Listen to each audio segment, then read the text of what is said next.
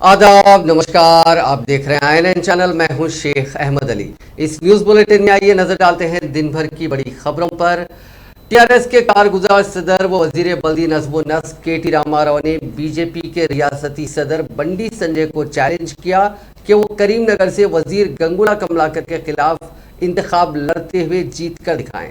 अपने दौरे करीमनगर के मौके पर अवामी जलसे से खिताब करते हुए KTR ने सवाल किया कि क्या मरकज ने तेलंगाना के लिए तरक्की दी है। उन्होंने बंडी संजय से सवाल किया कि क्या वो मरकज से कालेश्वरम प्रोजेक्ट के लिए कौमी प्रोजेक्ट का दर्जा देने की नुमाइंदगी कर चुके हैं। उन्होंने कहा कि बंडी संजय ने हिंदू मुस्लिम के नाम पर सियासत करने के अलावा कुछ नहीं किया। उन्होंने सवाल किया कि हिंदू मुस्लिम के नाम से लोगों का पेट भरने वाला नहीं है, इससे कुछ हासिल नहीं होगा। बंडी संजय ने करीमनगर में कम से कम एक मंदिर भी नहीं बनाई, लेकिन मंदिर के नाम पर नौजवानों का जहन खराब कर रहे हैं।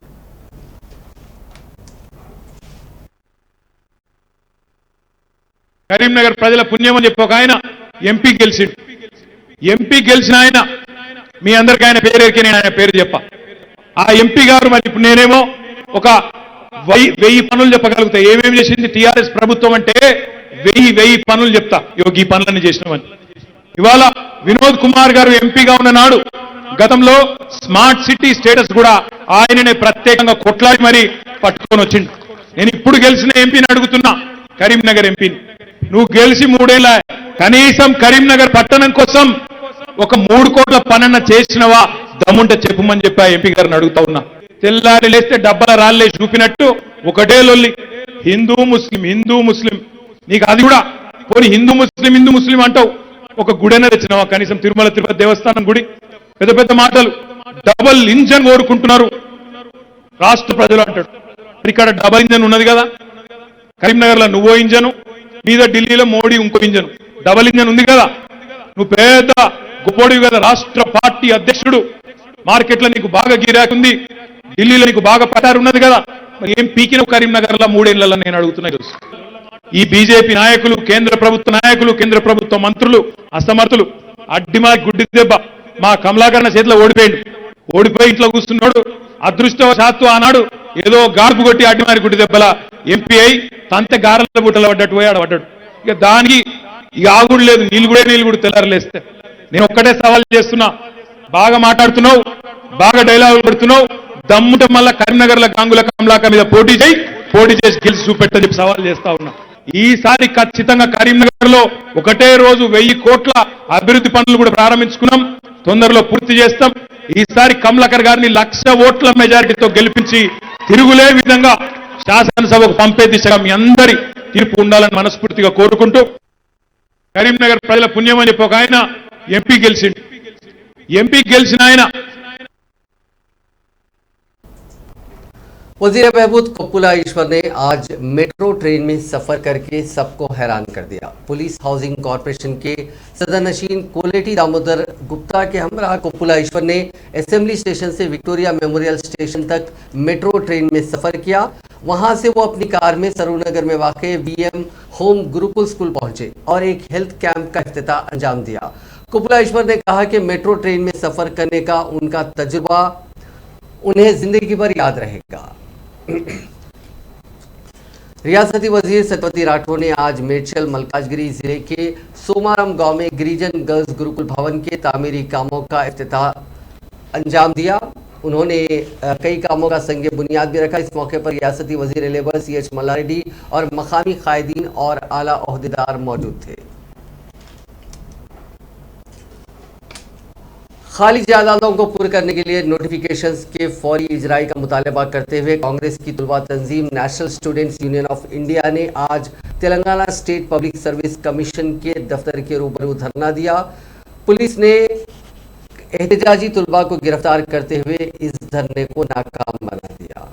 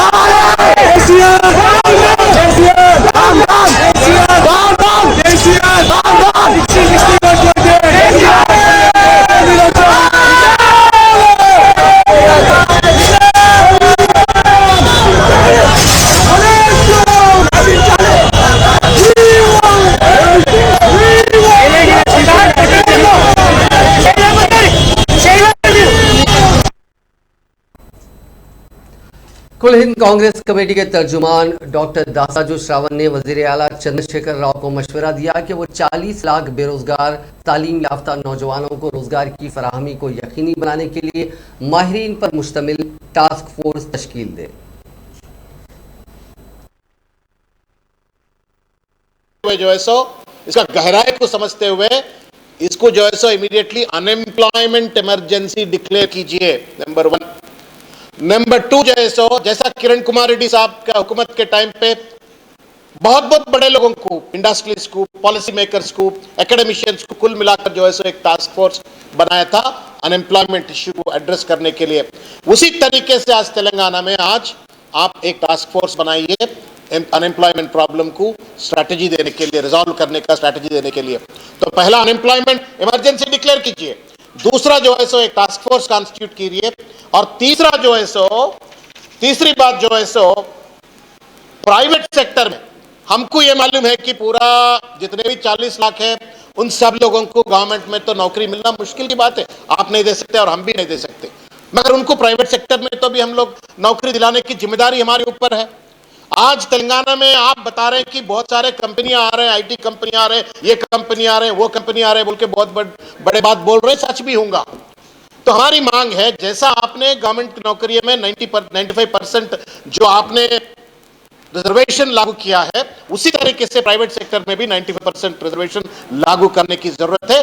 ये हमारी दूसरी मांग है, अगली मांग है। और उसके बाद में अनएम्प्लॉयमेंट अलाउंस, आपने कांग्रेस पार्टी 3000 बोली थी, आपने बोला 3001 दे तो बोल के 2018 में आपने वोट को हड़प लिया और हुकूमत में आ गए। 2019 में आपने वोट ऑन अकाउंट बजट में करीब 19,000 या 2,000 करोड़ का बजट भी एलोकेट किए हैं अनएम्प्लॉयमेंट अलाउंस के बारे में, एक कमिटी डाले हैं, लोगों से एप्लीकेशन भी लिए हैं, क्यों आप नहीं दे रहे? इमीडिएटली मैंने जिससे पहले बताया, आपने 40 लाख अनएम्प्लॉयज है तो सिर्फ 1 लाख एम्प्लॉयज को जो है सो रिजॉल्व करने की कोशिश की है, नोटिफिकेशन देके, बाकी के 39 लाख को कौन एड्रेस करना? उसके लिए जो है सो आप अनएम्प्लॉयमेंट अलाउंस 3001 रुपए जो आपने वादा किया था उसको आपने इमीडिएटली अमल कीजिए। साथ ही साथ में स्किल बिल्डिंग, केंद्र में इतने सारे लाखों करोड़ों रुपए पड़े हुए हैं, एक मिनिस्ट्री है, डिपार्टमेंट है, उनसे बातचीत करके जो है सो हर मंडल हेडक्वार्टर में एक स्किल डेवलपमेंट सेंटर खोलने की जरूरत है, ताकि अगर प्राइवेट सेक्टर में नौकरी नहीं मिला या गवर्नमेंट सेक्टर में नौकरी नहीं मिला, एटलीस्ट खुद अपने पैरों में खड़ने के लिए जो है सो। तेलंगाना प्रदेश कांग्रेस कमेटी के सीनियर नायब सदर जी निरंजन ने वजीर आला चंद्रशेखर राव और स्वामी चिन्नाजिया स्वामी के दरमियान शदीद अख्तलाफात का दावा करते हुए स्वामी जी से यादाद्री मंदिर के इफ्तिताह से अपने आप को अलग थलग रखने की बात कही। उन्होंने कहा कि स्वामी जी से उन्होंने ख्वाहिश की कि सोशल मीडिया पर उनके नाम से मौसूम वीडियो की वो वजाहत करें।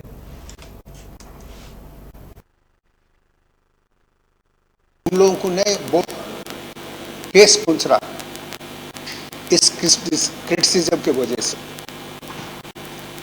उतना ही नहीं, एक ही मजहब के 2 वक्त के लोगों में तनाव बढ़ने का चांसेस है, उस वास्ते आप सफाई दीजिए।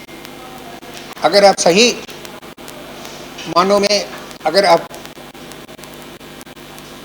कुछ अल्फाज गलत इस्तेमाल किए तो समता मूर्ति रामानुजाचार्य जी के उसूल के खिलाफ है, ये भी मैं वो बात साफ साफ कह रहा हूं। मेरे को डाउट है, जो सडन में जो ये इशू उभर के आया, केसीआर साहब का पॉलिटिकल गेम है क्या बोल के डाउट है, क्योंकि यादाद्री टेम्पल का इनाग्रेशन 21 से 28 तक कहीं वहां पर याग वगैरह कार्यक्रमों के 28 को इनाग्रेशन होने वाले।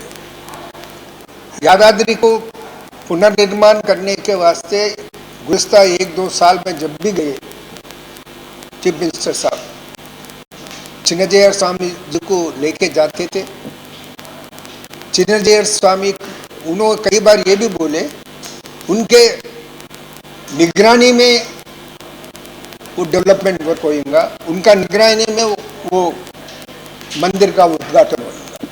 मगर समता मूर्ति का जो विग्रह आविष्करण हुआ उसके बाद में चीफ मिनिस्टर के बीच में चिन्नजीयर स्वामी के बीच में कुछ गैप बढ़ा, वो गैप विशेष बढ़ते हुए जा रहा। चीफ मिनिस्टर साहब इनको चिन्नजीयर स्वामी साहब को इन्वॉल्व नहीं करना चाह रहे वो उद्घाटन प्रोग्राम में। समता मूर्ति का इनाग्रेशन के बाद में बीच में प्रेस वालों से बात करते हुए भी चिन्नजीयर स्वामी जी बोले कि मैं सीएम के साथ यादगिरी जाऊंगा, वो उद्घाटन प्रोग्राम में मैं पर्सनल रहूंगा, वो उद्घाटन कराऊंगा बोल के बात में ओपनली प्रेस में बोले। चीफ मिनिस्टर साहब उनको इन्वॉल्व नहीं करना चाहते, उनको इन्वॉल्व नहीं कर रहे बोल के कोई इंप्रेशन पब्लिक में नहीं आने के वास्ते, उनके ऊपर कुछ भी दबाव नहीं आने के वास्ते ये विवाद उठा के रखे। इस वजह से ने उनको नहीं बुला सके, उनको इन्वॉल्व नहीं कर सके। तेलंगाना बीजेपी के अपने असेंबली ईटला राजेंद्र ने चैलेंज करते हुए सवाल किया कि क्या वजीर आला चंद्रशेखर राव में अवामी बहस के लिए आने की हिम्मत है। उन्होंने असेंबली के बजट सेशन के पहले ही दिन ऐवान की कार्रवाई में गड़बड़ करने पर स्पीकर पोचाराम श्रीनिवास रेड्डी की जानिब से बीजेपी के अरकान को मुकम्मल सेशन के लिए मुअत्तल करने और फिर हाईकोर्ट की जानिब से दी गई हिदायत को नज़रअंदाज करते हुए भी उनकी मुअत्तली को ख़त्म न करने के खिलाफ शहर हैदराबाद के इंदिरा पार्क में जमहूरियत बचाओ एहतजाज से खिताब करते हुए दावा किया कि क्या वज़ीर आला चंद्रशेखर राव का काम खत्म हो गया है, जिनको शिकस्त से इंतखाबी हिकमत अमली के माहिर प्रशांत किशोर भी नहीं बचा सकते। उन्होंने कहा कि आने वाले इंतखाबात में तेलंगाना में जाफरानी परचम लहराएगा। उन्होंने इल्ज़ाम लगाया कि वज़ीर आला ने उनको साजिश के तहत टीआरएस से निकाल दिया और फिर हल्के हुजूराबाद के हुए ज़मीनी इंतखाब में उनको शिकस्त दिलाने के लिए कई तरह के हरबे और साजिशें की गई। उन्होंने कहा कि वज़ीर आला आमिराना रवैया रखते हैं, उनके हल्के हुजूराबाद से कामयाबी पर सारे तेलंगाना में जश्न मनाया गया। उन्होंने कहा कि केसीआर उनकी पार्टी टीआरएस की इस हल्के से शिकस्त के लिए जिम्मेदार है। इसके बावजूद भी उन्होंने अपने ओहदे से इस्तीफा नहीं दिया। कायम भारतीय जनता पार्टी గెలిపించు ఖాయం।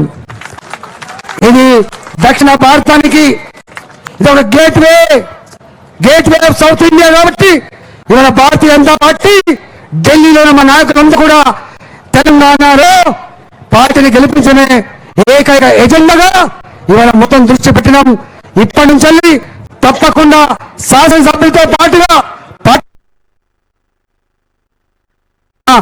పల్లెల్లో తెలంగాణ మండలాల్లో తెలంగాణ పట్టణాల్లో ఖచ్చితంగా మేము సభలు పెడతాం, దీక్షలు చేస్తాం। ఎవరన్నా కొట్టించే ప్రయత్నం చేస్తున్నావు, రాళ్ళేసే ప్రయత్నం చేస్తున్నావు, నీ పీకే గీకే చూసుకుంటాం। తెలంగాణలో ఎవరు పెట్టుకున్నా పీకేను ప్రజల మీద విశ్వాసం కోల్పోయాడు,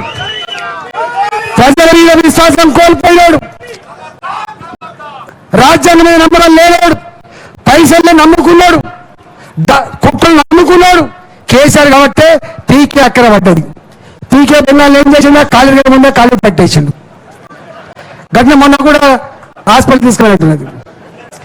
నేను అపార్షన్ చేస్తాను, నిజం చెప్తున్నాను। ఇవాళ నీ పీకే ఇక్కడ నడవదు బిడ్డ, ఇక్కడ నడిచేది తెలంగాణ పేద ఆత్మగౌరవం వస్తుంది, ఇక్కడ నడిచేది తెలంగాణ పేద చైతన్యత తప్ప ఇది నడవదు। ఇక్కడ నువ్వు గోల్మాల్ చేసే ప్రయత్నం, నువ్వు ఇక్కడ మోసం చేసే ప్రయత్నం ఖాయం, భారతీయ జనతా పార్టీ గెలిపించడం ఖాయం। ఇది దక్షిణ భారతానికి ఒక gate way of south India కాబట్టి ఇవాళ భారతీయ జనతా పార్టీ ఢిల్లీలో మా నాయకులంతా కూడా తెలంగాణ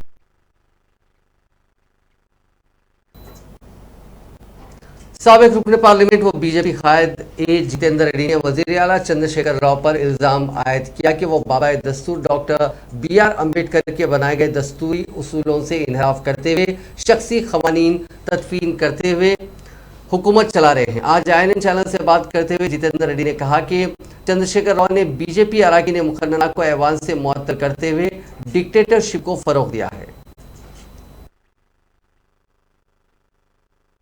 का अहंकार जो है पराकाष्ठ पे आ गया है। वो किसी को भी खातिर नहीं कर रहा है, किसी आदमी को खातिर नहीं कर रहा है, किसी ऑफिसर को खातिर नहीं कर रहा है, कोई संसद को खातिर नहीं कर रहा है, कोई एमएलए को खातिर नहीं कर रहा है। वो खाली मेरा ही राज चलेगा, मेरा ही तुगलक राज चलेगा ये तेलंगाना के अंदर में, मैं जो शासन करूंगा वही शासन है करके अपने अम्बेडकर जी भी जो शासन बनाए, जो कॉन्स्टिट्यूशन बनाए, उसका भी उल्लंघन करते हुए अपने मनमानी से जो है वो अपना संसद चला रहा है, अपना असेंबली चला रहा है। यहाँ पर असेंबली में आप देख रहे हैं खाली 10 मिनट के टाइम के अंदर में जो है ये तीनों त्रिपुल आर जो है हमारे भारतीय जनता पार्टी के रघुनंदन जी, अपने राजेंद्र जी और ये अपने राजो जी, ये तीनों को जो है 10 मिनट के अंदर में, मतलब ये अपना घर का आंगन समझ रहा है। ये तेलंगाना को जो है तेलंगाना अपना आंगन समझते हुए उसका खुद का मर्जी के हिसाब से जिस तरीके से अपने घर में चलाता है राज, और राज जो है वो तेलंगाना में चलाना चाह रहा है। केसीआर खबरदार, ये प्रजा के सामने तुम जो है ना ये वार कर रहे हैं। तेलंगाना प्रजा जो है लड़के योद्धा बन के जो है वो लोगों ने तेलंगाना हासिल किया है। तुमको कल बरतरफ करने के लिए यही पब्लिक जो है तुम्हारे सामने खड़ा होने वाली है। का अहंकार जो है पराकाष्ठ पे आ गया है। वो किसी को भी खातिर नहीं कर रहा है, किसी आदमी को खातिर नहीं कर रहा है, किसी ऑफिसर को खातिर नहीं कर रहा है, कोई तेलंगाना के यादाद्री जिले में वाईएसआर कांग्रेस की सदर वाईएस शर्मिला की यात्रा जारी है। भुवनगिर हल्के भूदान पोचमपल्ली मंडल के पिनकवामुडी इलाके में यात्रा जारी है, जो 28वें दिन में दाखिल हो गई। यात्रा के दौरान अवाम का बेहतर रद्द-ए-अमल सामने आया है। जगह जगह शर्मिला यात्रा के दौरान रुककर मकामी अवाम बिलखुसूस खवातीन से मुलाकात करते हुए उनके मसाइल से वाकिफियत हासिल कर रही हैं। वो साथ ही इस यात्रा के दौरान उनके वालिद व मुत्तहिदा आंध्र प्रदेश के साबिक वज़ीर आला आंजहानी राजशेखर रेड्डी के अवाम के लिए किए गए इक़दाम से भी वाकिफ करवा रही हैं। शहर हैदराबाद की उस्मानिया यूनिवर्सिटी के तुलबा की तंजीमों ने मुतालबा किया कि चिन्ना जीआर स्वामी का दोनों तेलुगु रियासतों तेलंगाना और आंध्र प्रदेश में बाइकआउट किया जाए। कबायली तुलबा और बाएं बाजू की तुलबा तंजीमों से वाबस्ता कारकुनों ने उनके रिमार्क्स के खिलाफ उस्मानिया यूनिवर्सिटी के आर्ट्स कॉलेज के करीब एहतजाज करते हुए उनका पुतला नजर आतिश किया। उन तुलबा ने चिन्ना जीआर स्वामी से मुतालबा किया कि वह कबायली देवी सम्मक्का सारलम्मा के खिलाफ किए गए उनके रिमार्क्स से दस्तबरदारी अख्तियार करे और आवाम से इस पर माजरत ख्वाही की जाए। तुलबा ने कहा कि कई बरसों से कबायली इस देवी की पूजा करते हैं, उनके खिलाफ रिमार्क्स मुनासिब नहीं है। उन्होंने मुतालबा किया कि चिन्ना जीआर स्वामी के खिलाफ SC/ST मजालिम मामला दर्ज किया जाए। चिन्ना जीआर स्वामी के पुतले को नजर आतिश करने के दौरान पुलिस और तुलबा में लफ्जी बहस और तकरार हो गई, जिसके नतीजे में कैंपस में कुछ देर के लिए कशीदगी फैल गई। वाज़ेह है कि चिन्ना जीआर स्वामी ने इस कबायली देवी की असलियत पर सवाल उठाया था। इस सिलसिले में एक वीडियो में चिन्ना जीआर स्वामी ने पूछा कि आया समक्का सारलम्मा मौजूद है। उनके इस वीडियो के मंजरे आम पर आने के बाद से कबायलियों की तंजीमों के साथ साथ सियासी लीडरों और जहदकारों की जानिब से उन पर शदीद बरहमी का इजहार किया जा रहा है।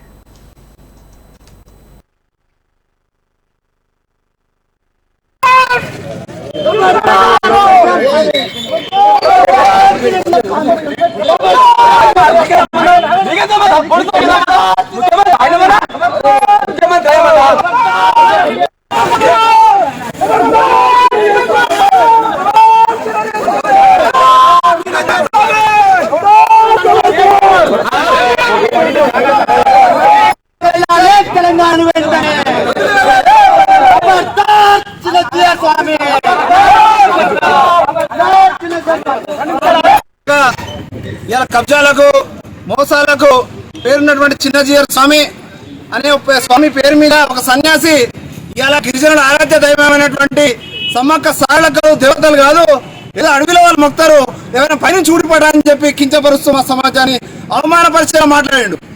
దీన్ని వెనకెనక తీసుకోవాలి. ఇవాళ ఒకప్పుడు ఆంధ్ర పెద్దలారు ఉన్నారని చెప్పి తెలంగాణ కోసం ఒకటి అంటే ఈ సమాజం ఈ గడ్డ మళ్ళా ఒక ఆంధ్ర నుంచి వచ్చిన స్వామి ఇవాళ యావత్ ప్రపంచంలో ఉన్నటువంటి దేశంలో ఉన్నటువంటి అందరూ ఆరాధ్య దైవంగా కొలుస్తున్నటువంటి సమ్మక్క సారక్క మీద అనుచిత వ్యాఖ్యలు చేయడము అందరినీ కూడా అవమానపరచడమే. కాబట్టి ఇవాళ రాష్ట్ర ప్రభుత్వంలో కోరుతా ఉన్నాం, ఇలాంటి వ్యక్తులకు మీరు సపోర్ట్ చేస్తే ఇవాళ గిరిజనులు మీ వెంట ఉంటారా? ఎవరైనా ఉంటారో మీరు కూడా తెలుసుకోవాల్సిన అవసరం ఉన్నది. వెంటనే ఆయనని తెలంగాణ నుంచి బహిష్కరించాలని చెప్పి ఇలా గిరిజన విద్యా సంఘాలుగా ఉస్మానియా యూనివర్సిటీ నుంచి డిమాండ్ చేస్తా ఉన్నాం.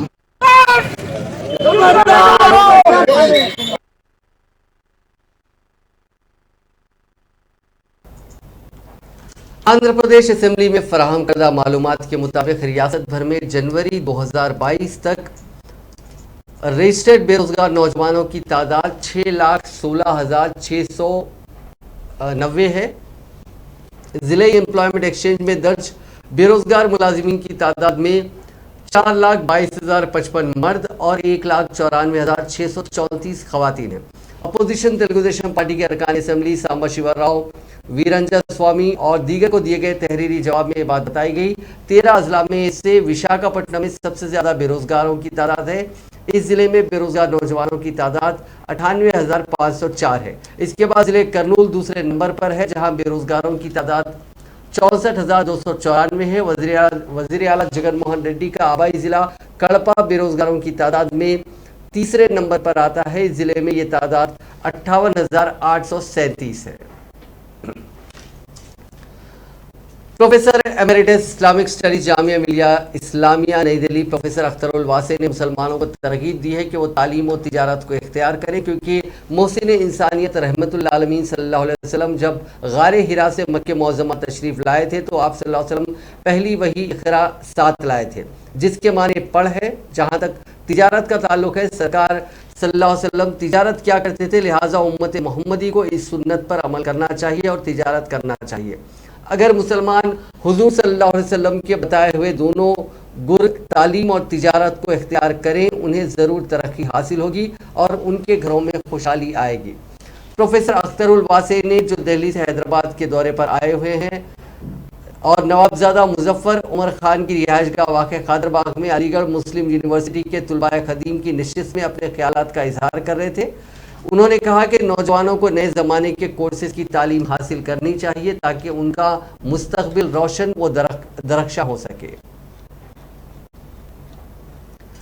कुवैत में एक ही खानदान के 3 अफराद के कत्ल के इल्जामात का सामना करने वाले आंध्र प्रदेश के एक शख्स ने कुवैत की जेल में फांसी लेकर खुदकुशी कर ली। वेंकटेश नामी यह शख्स वहां ड्राइवर के तौर पर काम किया करता था। उसका ताल्लुक उस जिले कपा के लक्की रेड्डी पल्ली मंडल से है, जो साल 2018 में मुलाजिमत के लिए खलीजी मुल्क गया था। बाद मार्च 2020 में उसने अपनी बीवी को भी खलीजी मुल्क बुला लिया था। उसकी बीवी स्वाति भी वहां घरेलू कामकाज करती थी। इसी दौरान वेंकटेश के कफील मोहम्मद, उसकी बीवी और बेटी के कत्ल की वारदात पेश आई। पुलिस ने तीनों के कत्ल के शुबे में वेंकटेश को गिरफ्तार करके जेल में डाल दिया था, जबकि स्वाति को हिंदुस्तान वापस भेज दिया गया था। वेंकटेश ने कुवैत की जेल में फांसी लेकर खुदकुशी कर ली। इस बात की इत्तला उसके आबाई जिले पहुंची, जिसके साथ ही इलाके में गम की लहर दौड़ गई। दूसरी तरफ गुज़िश्ता चंद दिनों से अपने शोहर की बेगुनाही को साबित करने और उसको बचाने के लिए सरगर्मी के साथ कोशिश करने वाली उसकी बीवी स्वाति और उसके दीगर रिश्तेदारों ने इल्जाम लगाया कि जेल में वेंकटेश का कत्ल किया गया। स्वाति ने कहा कि उसके शोहर वेंकटेश का कुवैत में हुए कत्ल से कोई ताल्लुक नहीं था। 80 साला मोहम्मद, उसकी 62 साला बीवी और उनकी 18 साला बेटी का कत्ल कर दिया गया था और पुलिस ने सीसीटीवी फुटेज की मदद से वेंकटेश को उस कत्ल के इल्जाम में गिरफ्तार करते हुए जेल भेज दिया था। स्वाति ने बताया कि मोहम्मद की दूसरी बीवी और रिश्तेदार उनके कत्ल के जिम्मेदार हैं, क्योंकि उनमें झगड़े हुआ करते थे। स्वाति ने कहा कि उसका शोहर वीज़ा के सिलसिले में ही अपने मुल्क के अपने मालिक के मकान को कभी कभार जाया करता था। स्वाति ने कहा कि उसे भी 6 दिन तक कुवैत में कैद रखा गया था और तशद्दुद का निशाना बनाया गया था। जर्मनी में पेश आए कार हादसे में तेलंगाना का तालिब इल्म हलाक हो गया। उसकी शिनाख्त नागर कर्नूल जिले के 27 साला अमर सिंह के तौर पर की गई है, जो आला तालीम के लिए जर्मनी गया था। ताखिर से मिली इत्तला के मुताबिक इस माह की 13 तारीख को यह हादसा पेश आया। हादसा इतना शदीद था कि अमर सिंह मौके पर ही हलाक हो गया। ओहदेदारों ने चाशुंबे की शब उसके अरकान खानदान को फ़ोन के जरिए इस बात की इत्तला दी, जिसके साथ ही उसके खानदान पर गम का पहाड़ टूट पड़ा और सारे इलाके में शोक की कैफियत देखी गई। इस हादसे की इत्तला के साथ ही मकामी रुकन असेंबली बाल राजू ने अमर सिंह के मकान पहुंचकर उसके गमजदा अरकान खानदान को पुरसा दिया और अमर सिंह की लाश की जिले में उस नौजवान के आबाई मकाम अकारा मुंतकली के इंतजामात की यकीन दहानी करवाई। रचाकुंडा के पुलिस कमिश्नर महेश भगवत ने सिटी आर्म रिजर्व टीमों की खिदमत की सताइश की और अमले को हिदायत दी है कि वो हेडक्वार्टर्स अंबरपेट सीआर में जुमेरात को मुनक्किदा सालाना डीमोबिलाइजेशन परेड में उन्हें सौंपी गई जिम्मेदारियों पर अमल करें। परेड और अमले से खिताब करते हुए पुलिस कमिश्नर ने एआर टीमों की गिरां कदर खिदमत को याद दिलाया और कहा कि सिटी आर्म रिजर्व टीमें लॉ एंड ऑर्डर फोर्सेस की मदद करके माशरे को पुरअमन रखने में अहम किरदार अदा कर रही हैं। सीपी ने कहा कि अमन अमान की जिम्मेदारियों में सिविल पुलिस विंग्स की मदद करने के अलावा आर्म रिजर्व टीमें सैलाब के दौरान जान बचाने, पुलिस यादगारी दिन पर खून के एहतियात जैसे काबिल सताइश प्रोग्राम अंजाम दे रही हैं। और इस बात का तस्करा किया गया कि मौजूद गवर्नर ने भी आर्म रिजर्व के इस नेक इक़दाम की तारीफ की है। స్నిప్పర్ అది ఎక్స్ప్లోజివ్ స్నిప్పింగ్ తర్వాత నార్కోటిక్ డాగ్ కూడా ఉంది. ఈ గాంజాయి కానీ వేరే నార్కోటిక్ మాదక ద్రవ్యాలు డిటెక్ట్ చేసిన వాళ్ళు ఇట్లా 16 డ్రాగ్స్ ఈ రోజు కూడా 4 డాగ్ కెనల్ది వాళ్ళ ఇనాగ్రేషన్ చేశారు. తర్వాత వెహికల్స్ అన్ని ఇక్కడ మా దగ్గర ఈ హెడ్ క్వార్టర్ లో ఉంటుంది. ఆ వెహికల్ మెయింటెనెన్స్ అన్ని ఇక్కడ చేస్తారు.